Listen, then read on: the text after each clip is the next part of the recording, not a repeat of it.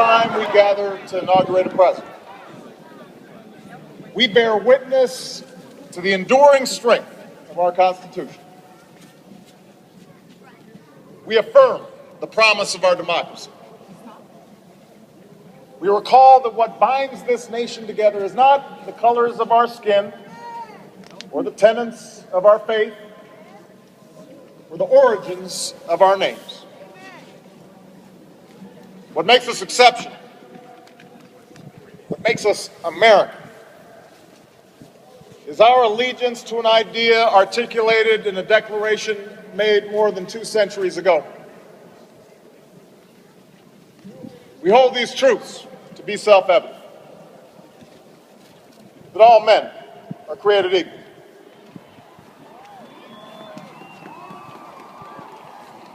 that they are endowed by their Creator with certain unalienable rights,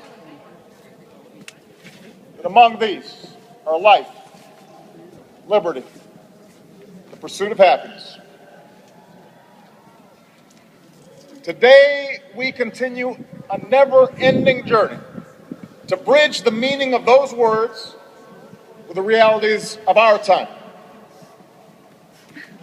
For history tells us that while these truths may be self-evident, they have never been self-executing. And while freedom is a gift from God, it must be secured by His people here on earth. The patriots of 1776 did not fight to replace the tyranny of a king with the privileges of a few or the rule of a mob. They gave to us a republic, a government of and by and for the people, entrusting each generation to keep safe our founding creed. For more than 200 years we have. Through blood drawn by lash and blood drawn by sword, we learned that no union founded on the principles of liberty and equality could survive half slave and half free.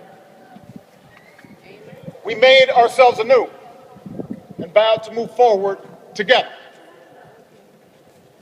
Together, we determined that a modern economy requires railroads and highways to speed travel and commerce, schools and colleges to train our workers. Affordable schools. Together, we discovered that a free market only thrives when there are rules to ensure competition and fair play. Together, we resolved that a great nation must care for the vulnerable and protect its people from life's worst hazards and misfortune. Through it all, we have never relinquished our skepticism of central authority, nor have we succumbed to the fiction that all society's ills can be cured through government alone. Our celebration of initiative and enterprise, our insistence on hard work and personal responsibility, these are constants in our character. We have always understood that when times change, so must we. That fidelity to our founding principles requires new responses to new challenges. That preserving our individual freedoms ultimately requires collective action. For the American people can no more meet the demands of today's world by acting alone than American soldiers could have met the forces of fascism or communism with muskets and militias. No single person can train all the math and science teachers we'll need to equip our children for the future, or build the roads and networks and research labs that will bring new jobs and businesses to our shores. Now, more than ever, we must do these things together as one nation and one people.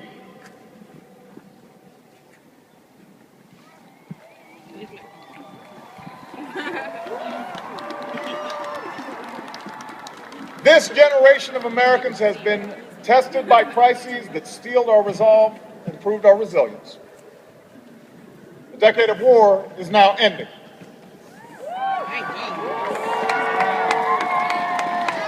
An economic recovery has begun.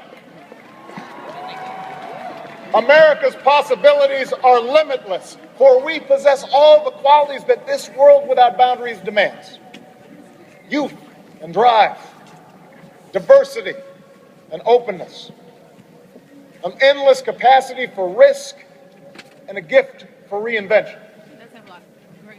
My fellow Americans, we are made for this moment, and we will seize it so long as we seize it together.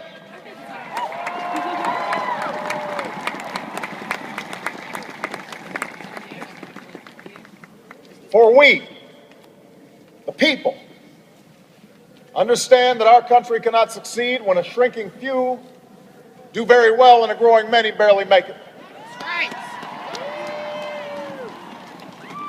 We believe that America's prosperity must rest upon the broad shoulders of a rising middle class. We know that America thrives when every person can find independence and pride in their work, when the wages of honest labor liberate families from the brink of hardship.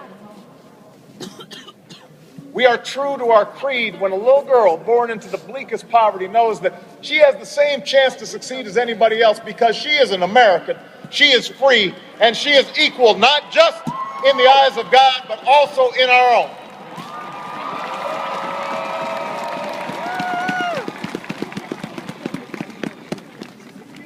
We understand that outworn programs are inadequate to the needs of our time.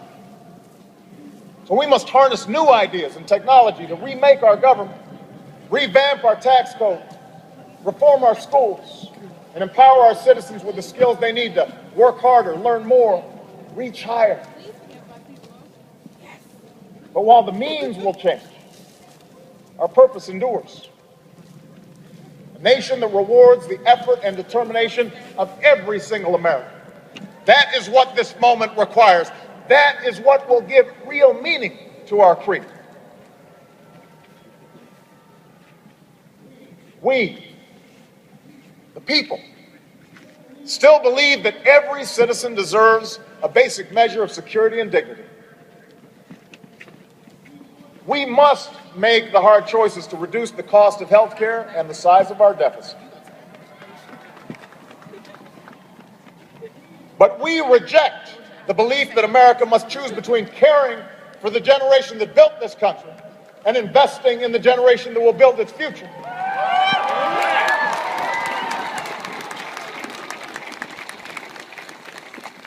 For we remember the lessons of our past, when twilight years were spent in poverty and parents of a child with a disability had nowhere to turn.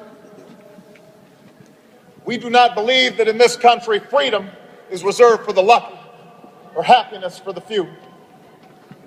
We recognize that no matter how responsibly we live our lives, any one of us, at any time, may face a job loss or a sudden illness or a home swept away in a terrible storm.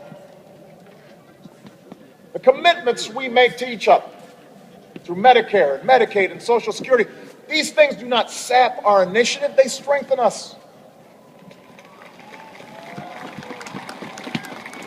They do not make us a nation of takers. They free us to take the risks that make this country great.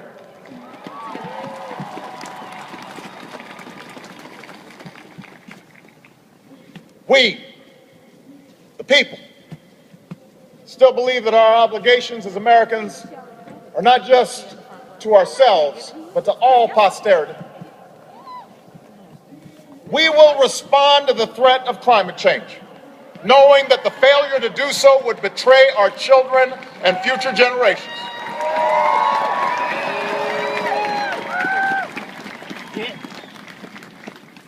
Some may still deny the overwhelming judgment of science, but none can avoid the devastating impact of raging fires, crippling drought, and more powerful storms.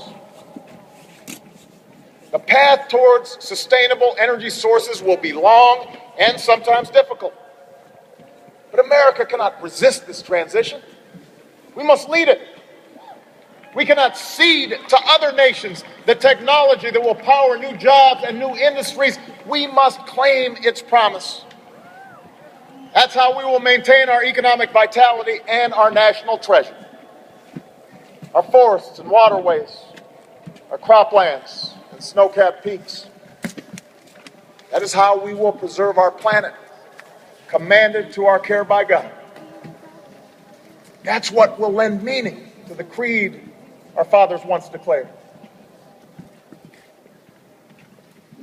We, the people, still believe that enduring security and lasting peace do not require perpetual war.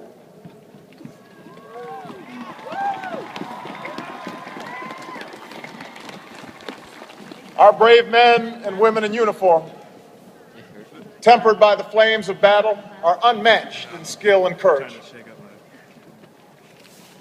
Our citizens, seared by the memory of those we have lost, know too well the price that is paid for liberty. The knowledge of their sacrifice will keep us forever vigilant against those who would do us harm. But we are also heirs to those who won the peace, and not just the war, who turned sworn enemies into the surest of friends, and we must carry those lessons into this time as well.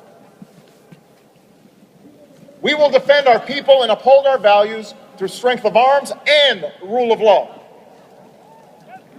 We will show the courage to try and resolve our differences with other nations peacefully, not because we are naive about the dangers we face, but because engagement can more durably lift suspicion and fear. America will remain the anchor of strong alliances in every corner of the globe. And we will renew those institutions that extend our capacity to manage crisis abroad. For no one has a greater stake in a peaceful world than its most powerful nation. We will support democracy from Asia to Africa, from the Americas to the Middle East, because our interests and our conscience compel us to act on behalf of those who long for freedom.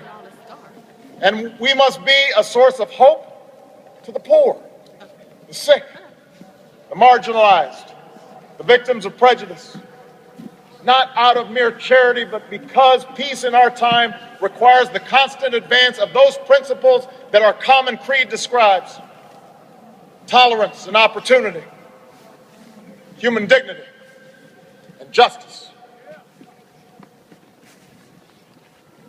We, the people, declare today that the most evident of truths, that all of us are created equal, is the star that guides us still.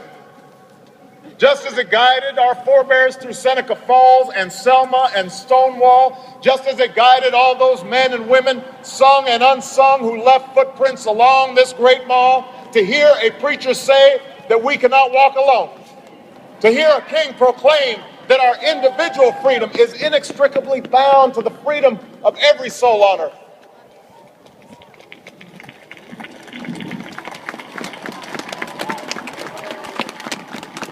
It is now our generation's task to carry on what those pioneers began. For our journey is not complete until our wives, our mothers, and daughters can earn a living equal to their efforts.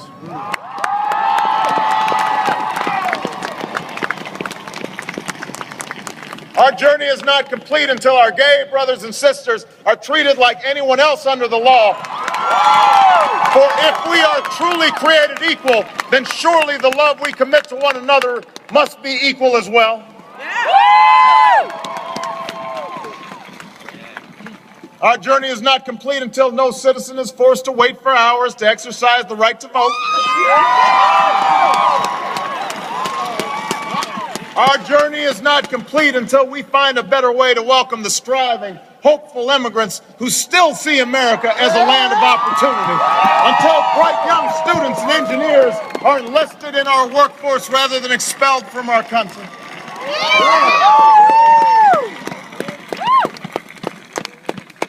Our journey is not complete until all our children, from the streets of Detroit to the hills of Appalachia to the quiet lanes of Newtown, know that they are cared for, yes, and cherished.